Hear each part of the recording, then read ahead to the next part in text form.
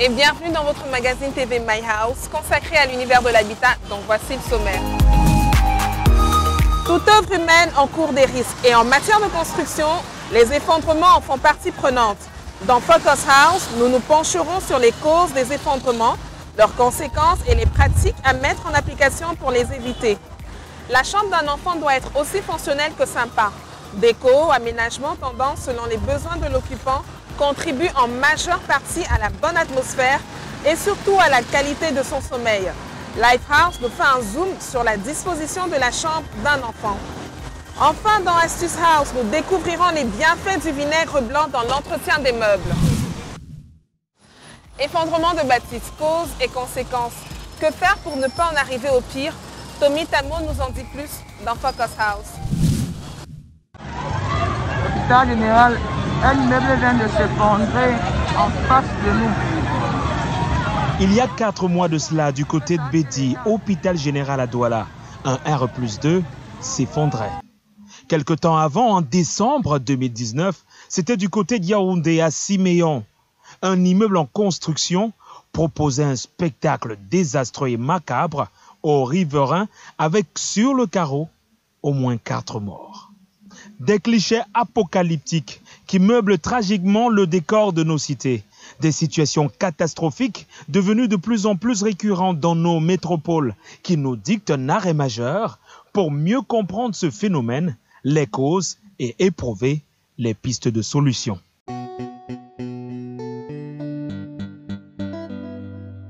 Dans notre cas d'espèce, lorsqu'on parle de fondement d'immeuble, ici là, il s'agit d'une dégradation brutale de l'ouvrage qu'un promoteur a investi pour mettre sur pied. Une description technique du schéma visuel de l'écroulement d'un immeuble. Chaque effondrement a une cause spécifique, mais le dénominateur commun est bien le non-respect des normes. Les causes peuvent être intrinsèques, comme elles peuvent être extérieures à l'ouvrage. Au banc des accusés, le tout premier grief peut être imputé à la mauvaise connaissance du sol, c'est-à-dire les études géotechniques n'ont pas été bien faites. C'est-à-dire en fait la nature du sol liée à la manière dont sont fabriquées les fondations. Eh bien, pour faire simple, après l'achat de votre terrain, il est conseillé d'analyser la nature de votre sol, surtout quand vous souhaitez construire en hauteur. Alors, la connaissance de la nature du sol vous permettra de savoir quel type de fondation est adéquat pour faire tenir votre ouvrage sur terre. À l'absence de ce type d'information, il y a de fortes chances qu'un désastre s'impose. À côté de ça, vous avez aussi des problèmes de surcharge. Un bâtiment est parti au départ sur un R+2, ensuite on se retrouve à un R+4. Des cas qui, selon notre personne ressource, sont assez recensés dans nos grandes villes. Par ailleurs, on peut noter les calculs de distance des portées, de toute la structure, en fait, de tout ce qui porte le bâtiment et la consistance des ouvrages structurants. Par exemple, donc dans un projet, l'architecte, lui, par exemple, est tenu de demander à l'entreprise, enfin, l'entreprise est tenue de fournir des essais béton, ce qu'on appelle souvent les tests d'écrasement, pour connaître la consistance du béton, la consistance des aciers.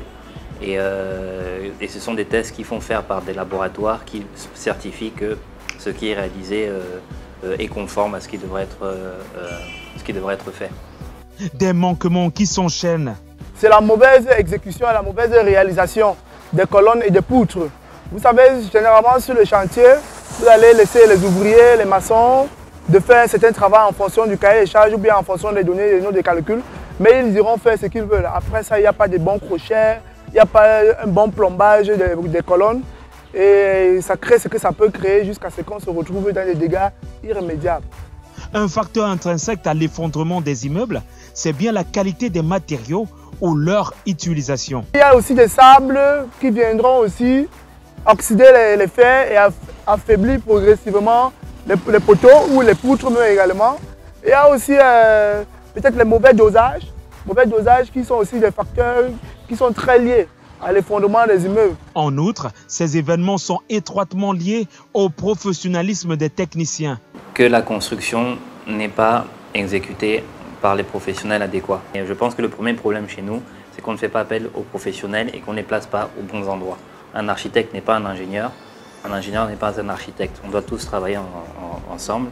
Les promoteurs, très souvent sur le terrain, souhaitant réaliser des économies, sautent expressément des étapes, tant sur l'analyse de la qualité des matériaux que sur leur utilisation.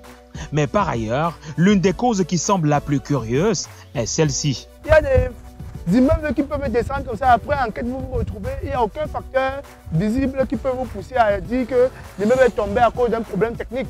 Mais c'est un facteur mystique. Dites-vous, si on peut lancer le tonnerre, ça veut dire qu'on peut aussi faire descendre un immeuble. Avant tout effondrement, il y a des signes qui se font sentir sur l'édifice, notamment. Il y aura toujours des sons de crack à l'intérieur qui sont issus là, des ruptures du béton. Parce que lorsque le béton se rompt et lorsqu'il atteint un certain degré de rupture, il commence à avoir des sons qui sont audibles. Et les fissures, ce qu'on appelle souvent les tassements. C'est-à-dire quand on a l'impression que, comme on appelle des tassements différentiels, on voit que le bâtiment peut parfois un peu s'affaisser dans le sol. Et lorsqu'il y a un pointement du projet sur un pont, vous savez, le béton il est rigide. Cette rigidité va faire à ce qu'on commence à avoir des cassures. Et lorsque les cassures vont continuer, à un moment donné, lorsqu'on va atteindre le point de rupture, l'édifice soit va se diviser en deux, se briser, soit si le bâtiment est très bien relié, ça va entraîner tout le bâtiment jusqu'au sol. Lorsque de tels signes se prononcent, il y a néanmoins une procédure assez complexe pour y remédier. C'est un procédé assez complexe de renforcement d'immeubles. Mais ce sont des travaux de réhabilitation très pointueux. Il suffira ici là, de faire une étude géotechnique très pointueuse. Et après avoir fait votre étude géotechnique pointueuse, vous allez faire une étude de structure.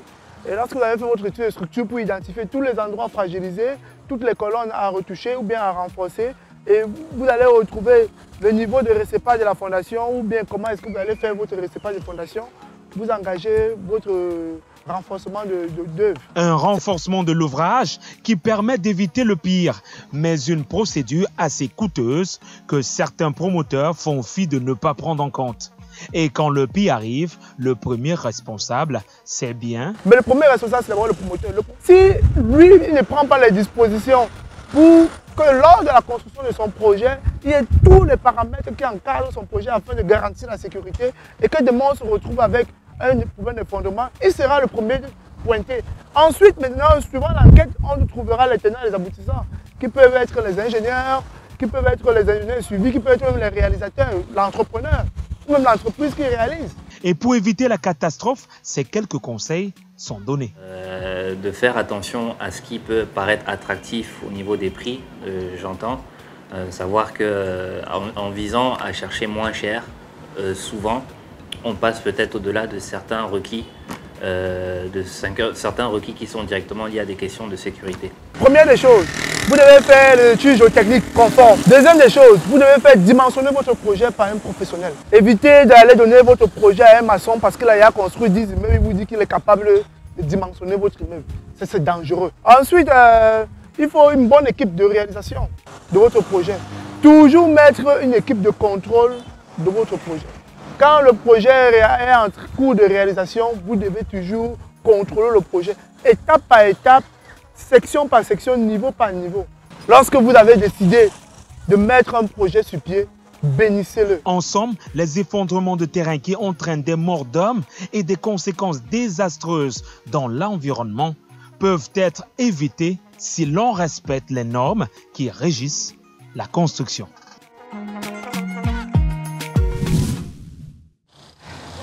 La chambre d'un enfant peut avoir de nombreux atouts car désormais nos grands bambins ont un mot à dire quant à la personnalisation de leur cocon privé.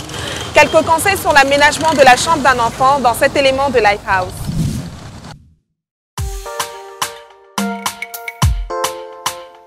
La déco et l'aménagement de la chambre d'enfant n'est pas une pratique à prendre à la légère.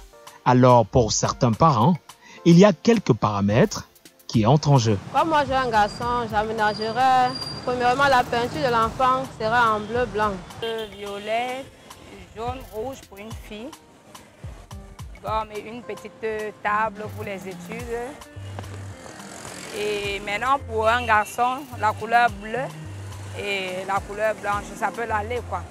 Pour mesdames, il y a des objets ou appareils qui sont considérés comme sans importance dans une chambre pour enfants. Ce qu'il ne faut pas mettre dans la chambre de l'enfant, c'est l'écran, parce que ça peut perturber son éducation au niveau de l'école, quoi. Il faut qu'il étudie. La télé est interdite, mais l'ordinateur, oui.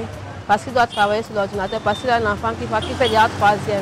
Pour le psychologue d'ado, il y a néanmoins des préalables qui s'imposent avant l'aménagement de la chambre de votre enfant.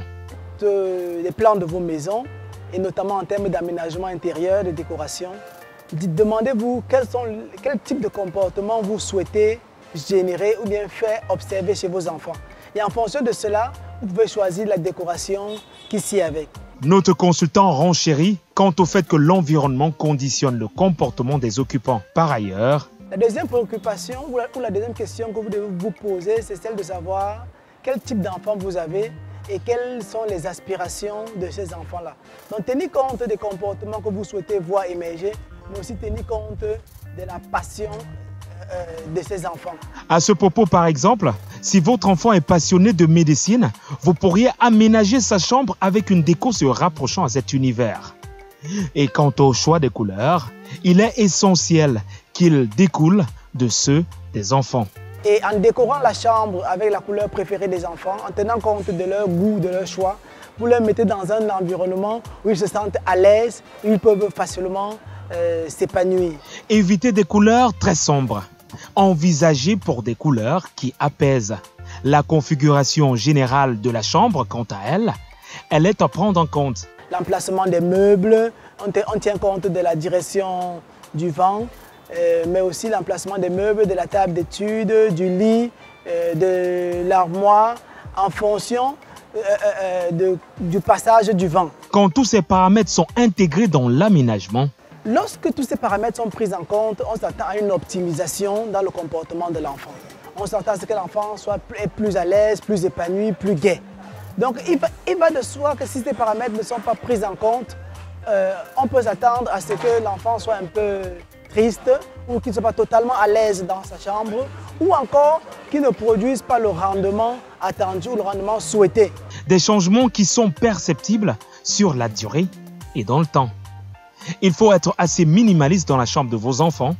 Évitez d'encombrer. Naturellement, dans les chambres d'enfants, il faut éviter tout ce qui est combustible. Vous avez évité par exemple les parfums, les décorations qui génèrent des odeurs, comme les fumigènes et tout cela. Ça peut effectivement étouffer les enfants. La chambre d'enfant doit être assez aérée. 4 choses essentielles doivent meubler: le lit, le placard de rangement, la table d'études et un petit espace de jeu. Le vinaigre blanc est un assainissant très efficace pour se débarrasser des impuretés qui ternissent l'esthétique de nos meubles en bois. Comment s'y prendre? Christine nous répond dans Astuce House. Le vinaigre est considéré comme un aliment qui rend nos crudités et nos salades délicieuses. Cependant, il peut aussi être bénéfique pour notre habitat. Comment entretenir nos meubles à base de vinaigre blanc? Telle est l'Astuce House du jour. Le vinaigre blanc peut être utilisé pour nettoyer vos meubles en bois, faire briller vos vitres et être un parfait désodorisant pour vos toilettes. Le vinaigre blanc peut être utilisé pour nettoyer nos meubles en bois. Pour cela, il suffit d'imbiber un chiffon en coton propre de votre vinaigre que vous passez sur votre meuble en bois. Attention, prenez la peine de débarrasser le meuble des objets embarrassants et même des tissus qui s'y trouvent. Pour faire briller nos vitres, le processus est le même. Un chiffon sur lequel on imbibe du vinaigre blanc et on passe sur toutes les surfaces vitrées de la maison. Pour nos moquettes salies par les taches d'encre ou nos murs salis par les taches d'encre faites par nos enfants, imbibez toujours un coton sur lequel vous passez sur les endroits tachetés. L'odeur du vinaigre vous déplaît, vous pouvez y ajouter quelques gouttes d'huile essentielle de votre parfum préféré. Par ailleurs, vos toilettes sont propres, mais vous ressentez une forte odeur désagréable. Le vinaigre est votre allié. Prenez l'équivalent d'un verre à eau de vinaigre blanc que vous versez dans votre pot dans votre lave-main ou dans votre siphon de douche. Laissez reposer toute la nuit et au petit matin, versez-y abondamment de l'eau. C'était tout pour notre astuce house du jour. À la prochaine. Nous tenons à remercier tous ceux qui ont participé à la réalisation de cette édition. My House Top et fin. À la prochaine pour de nouvelles informations sur l'univers de l'habitat.